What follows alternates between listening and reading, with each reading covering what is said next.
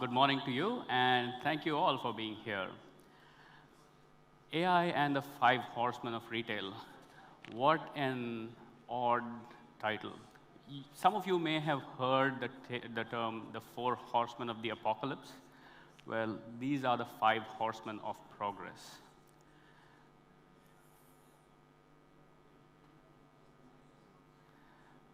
Is the clicker working?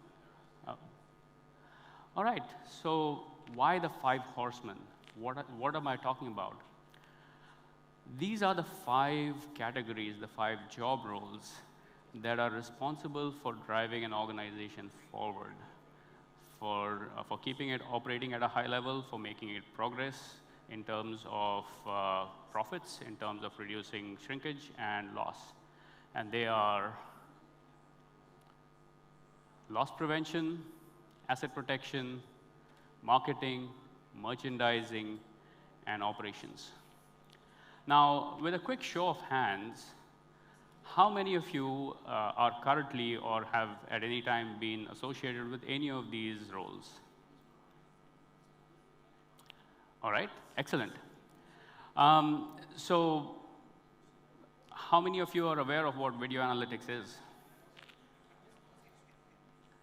How many would like to know what a video analytics can do for you in the retail space? Excellent. So what we will do today is, in the short time that we have, get a brief overview and do a brief survey of some of the use cases that are possible that help these five job categories.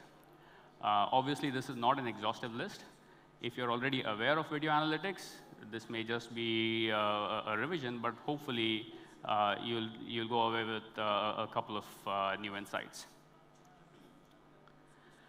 Traditionally, a CCTV installation was done in the context of the security teams in retail organizations, because they are also responsible for loss prevention and asset protection. And so those are some of the use cases let's look at initially. Whether your CCTV installation looks like this across your 50 stores, or it looks like this, there is something in it for everyone. Some of the recent advances in video analytics for the retail space involve shoplifting detection or checkout fraud, but these are not going to, as they say, your mileage may vary. These are not going to be solve all your shrinkage problems, but they'll give you one more tool in your arsenal to make you a lot more effective in reducing retail shrinkage. Now, in the asset protection space, you have a new breed of product that's helping detect liquid spills, whether it is clear liquids like water or colored liquids, to prevent things like slip and falls, so that you can alert on a customer slipping and falling. Now, India is not a very litigious market. In the West, anytime someone slips and falls, it's a massive cost in terms of insurance claims. But in India, that is not a concern. However, how a store or how an organization responds to one of these incidents can go a long way in building a more pleasant customer experience and customer loyalty. If your organization deals with regulatory issues, you may want to have alerts on missing fire extinguishers, on blocked emergency exits, on fire and smoke, especially if you have large outdoor areas where it's not possible to put fire and smoke alarms. Incident investigation is a huge area where loss prevention and security teams can benefit.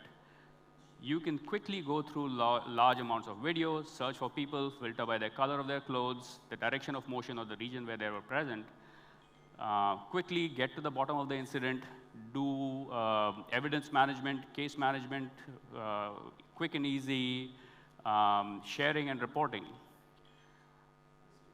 Finally, there are new technologies that can do video summarization. So in this case, This is summarized video of a 5-hour long video clip that's been summarized into roughly about a minute.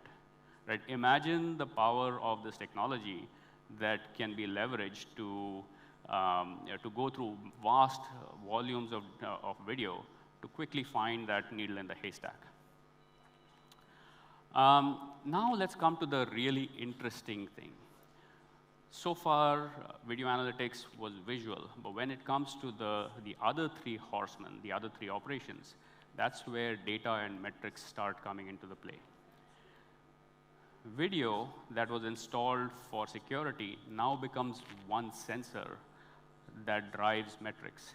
And that can be combined with other sensors to get a richer set of data that your marketing team, your merchandising team, your store operations team can use to get key insights into how customers behave and what they can do with that. For example, you can answer questions like how many people came in, how long did they spend, where did they go in terms of heat map visualizations, or even path maps, which paths they followed to get where they went. You can answer questions like, are my promotions working? I did an ad campaign last week for my accessories department. Is it really working? Is it driving more traffic? And if it is driving traffic, can I visualize where it's going? So you can see from the heat map that within the accessories section also, people went and gravitated towards one particular shelf. That is a useful insight that you can probably take away some key learnings from. Using these metrics, you can do comparisons between different locations, say store A, store B. You can do comparisons between multiple regions within the same location. You can do comparisons for different times. So how's the traffic this week versus the same week last year? In this particular case, look at the blue bar.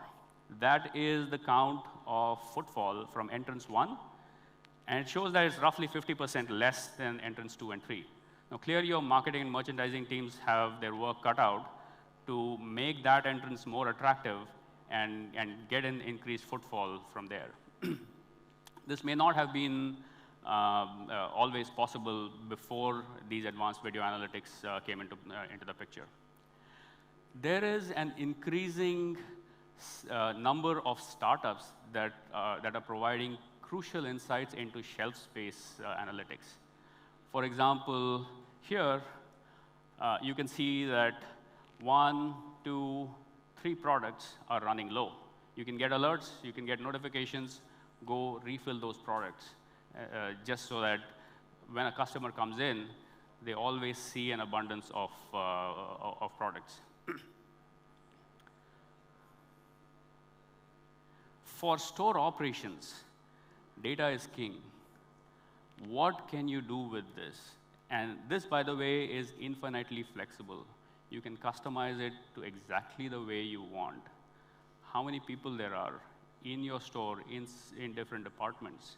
How's your conversion rate looking? Let's look at a few things over here. For example, you can combine live video with your metrics dashboard.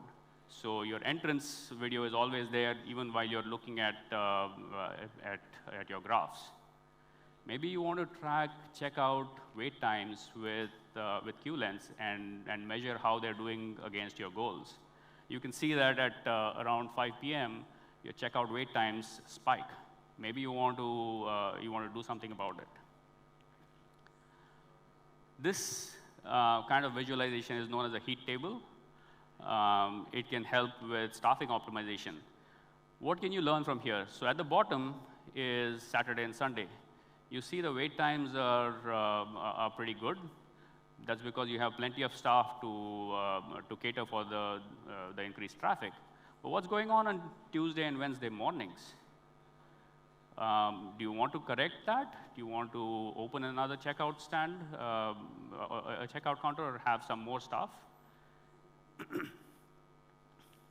This is what you get when you pull in point of sale terminal data.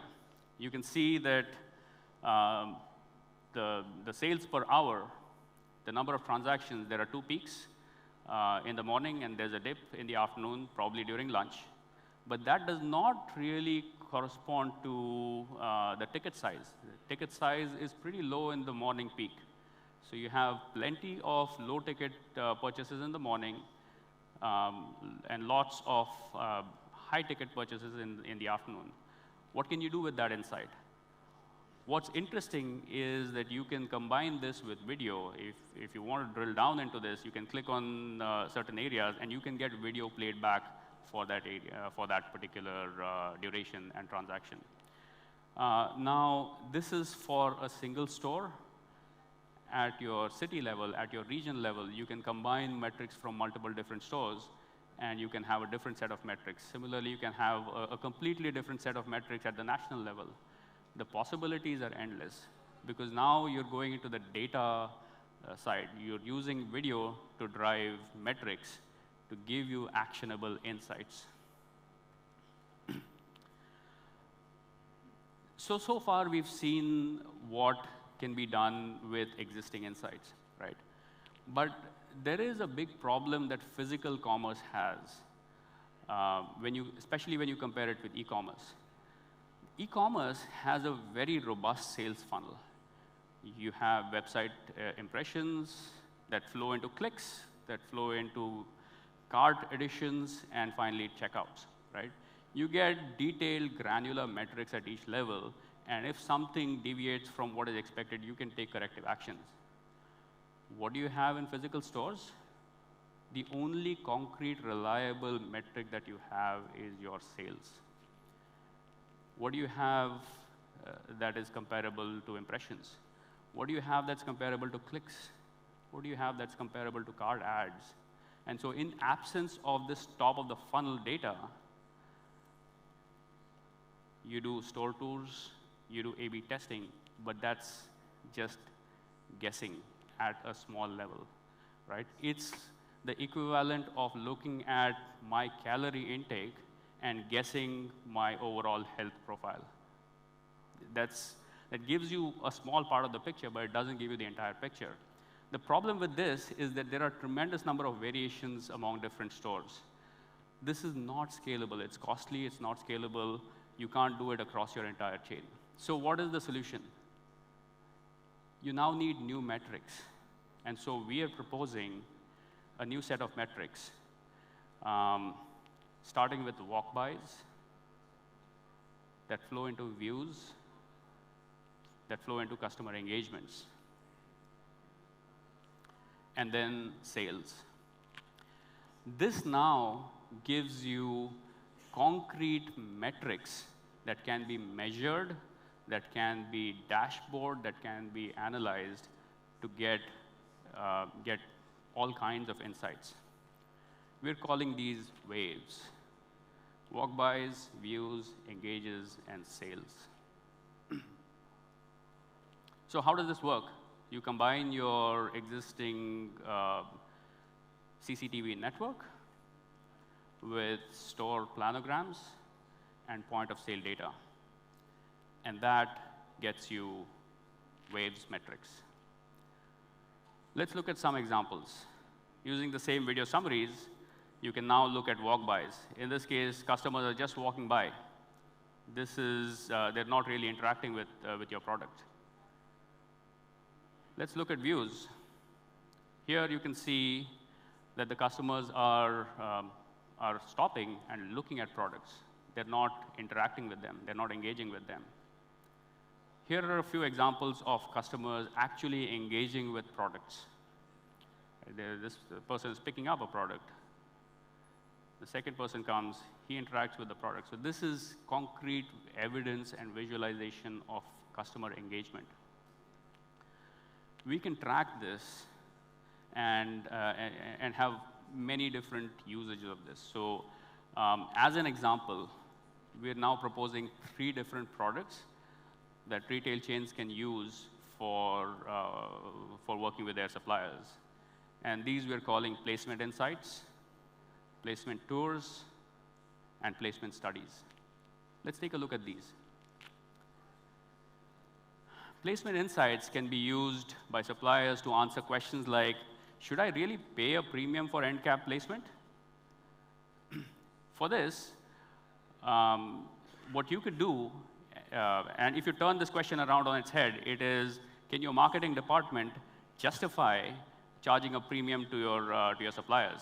So all you need to do is, at scale, you can do product placements and do waves metrics. So how many walk-bys in different placements, how many views, how many engagements, and finally, how many sales. These are concrete metrics that can be shared with suppliers to justify your paying premiums for different placements. Next is placement tours. It's invaluable data for a supplier to know how a customer is interacting with their products. For example, if there are lots of engagements, but they're not translating into sales, what exactly is going on? They may do limited studies at certain locations, but how does that translate to doing it at scale? Well, you have anonymized virtual tours that can be built for any number of stores at the click of a button and can be shared with suppliers, with manufacturers that give them invaluable data. And finally, placement studies. This is the ultimate expression of the new metrics. You can do paid A/B studies at a large scale. What are the existing waves metrics for product A? If I replace that product A with product B next week, how does that impact the waves metrics, right? How many walk-bys, does that increase the walk-bys? What if I change packaging? How does that impact my metrics? And finally, you can share videos of those engagements. So these are concrete steps that you can take that result in actionable insights and drive real value for retail organizations, for manufacturers, for suppliers, et cetera. We don't have a lot of time. So in the limited amount of time that we have, I've tried to cover all different kinds of video analytics. But I'd like to take a minute to address what video analytics cannot do for you. This is artificial intelligence. There's a reason why it's artificial and it's not natural, right? It's not magic. Do not expect unrealistic things from artificial intelligence. For example, find me suspicious behavior. Or if you have unsustainable business practices, this is not going to solve those problems for you. This will give you tools, this will give you insights to help you understand specific customer behaviors, but it's not going to solve your problems for you. Things like facial recognition. I've been asked by pretty much everyone that I've spoken to, can you do facial recognition? Yes, we can. But are you as an organization ready to answer questions that come with increased public scrutiny when you do facial recognition? Those are things for you to consider. Finally, there are so many suppliers out there for face recognition, right? How do you go about finding the right partner for you? If you are an organization that has 100 or 200 cameras at one location, then perhaps a more traditional video analytics provider is right for you that has servers and all and does everything on-prem. But if you have multiple locations, say 50 locations or even 20 locations, maybe a cloud model is better for you, or a hybrid approach is better for you, which balances out the hardware requirements with the cloud requirements and gives you efficiencies in scale and cost. The other thing is your requirements today are not the same as your requirements that are going to come in a year from now. So whoever you choose needs to be able to grow with your requirements, needs to be flexible. Your requirements in region 1 may not be the same as your requirements in region 2. So whoever you choose needs to have that kind of model that you can customize the technology offerings that you deploy in different regions. And lastly, the most important thing is when you do a proof of concept in one store, that does not necessarily translate to success in a different store. because there are so many variables. Your camera quality may vary. There may be dust on the cameras. The lighting may be different. The flooring may be different. Maybe it's a different season. People are wearing different clothes. So there is this concept of model drift. Models will, model quality will vary over time. It'll start coming down. So it's extremely important to keep more AI models updated. And so whoever you choose needs to have the ability to keep training, keep improving those models, right? So keep those points in mind, and you will generate a massive amount of return on investment in whatever you do. Today, it is no longer a question whether CCTV is required, right? It's almost like no one questions the need to have a bathroom in your store. Similarly, there's no question of installing CCTV. Video analytics is another technology that is fast becoming mandatory in the retail space. The question is, who will be the early adopters, who will benefit from this, and gain the critical advantage over their competition? So we're out of time. Thank you very much for listening.